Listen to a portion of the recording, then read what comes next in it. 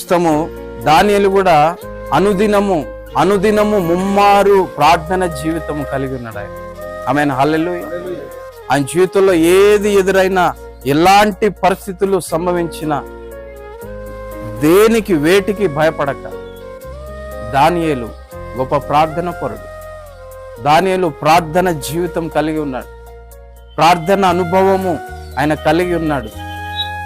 ఇటు శాసనం మీద సంతకము చేయబడినని దానియేలు తెలుసుకున్నప్పుడు యథాప్రకారము తన ఇంటికి వెళ్ళి యథాప్రకారము ముమ్మారు, అనుదినము అనే మాట ఉంది అక్కడ, అనుదినము ముమ్మారు ప్రార్థన చేస్తున్నాడు.